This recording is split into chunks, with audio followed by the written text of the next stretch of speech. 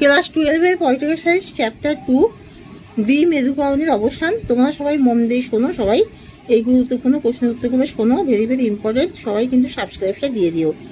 Soviet রাশিয়ার উত্থান কখন সংঘটিত হয়েছিল? 1917 খ্রিস্টাব্দে। বিশ্ব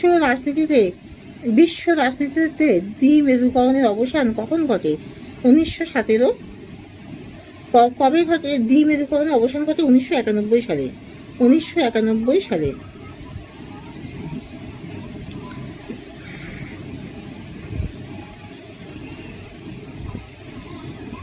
মিখাইল গোরবাচভকে সোভিয়েত কমিউনিস্ট পার্টির সাধারণ সম্পাদক ও সোভিয়েত রাষ্ট্রপতি ছিলেন। সোভিয়েত ইউনিয়নের উত্তরসূরি কোন রাষ্ট্র হয়েছিল? রাশিয়া। কোন দল সোভিয়েত রাশিয়া শাসন করেছিল? Communist party. সোভিয়েত রাশিয়ার পতনের চূড়ান্ত তাৎক্ষণিক কারণ কী ছিল?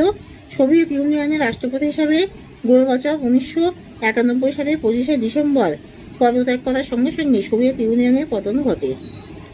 সোভিয়েত রাশিয়ার পতনের পর একমাত্র শক্তিধর দেশ হিসেবে কোন রাষ্ট্রের উত্থান ঘটে? আমেরিকা যুক্তরাষ্ট্রের। CIS এর সম্পূর্ণ নাম কি? Commonwealth of independent states. Soviet union কোন আদর্শ দ্বারা পরিচালিত হয়েছিল? সাম্যবাদী আদর্শের দ্বারা। কোন বছর ওয়ারশ চুক্তি ভঙ্গ হয়েছিল? 1989 সালে।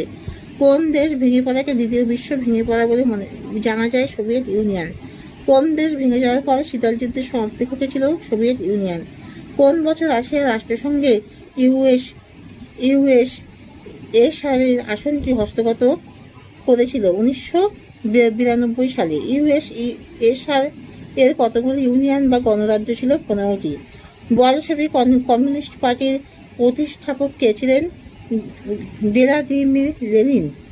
রাশিয়ার প্রথম নির্বাচিত রাষ্ট্রপতি কে ছিলেন? Boris Yeltsin.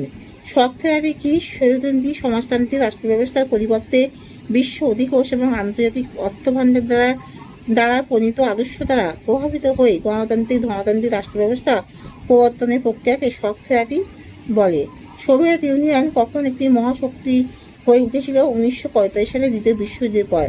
USSR এর রাজনৈতিক এবং অর্থনৈতিক সংস্কার কে আরম্ভ করেছিলেন? মিখাইল গোরবাচভ। রাশিয়ার বলশেভিক বিপ্লব কখন সংঘটিত হয়েছিল? 1917 সালে। সোভিয়েত ইউনিয়ন কখন অবলুপ্ত হয়? 1991 সালে। সোভিয়েত ইউনিয়নের প্রতিষ্ঠাতা কে? লেনিন।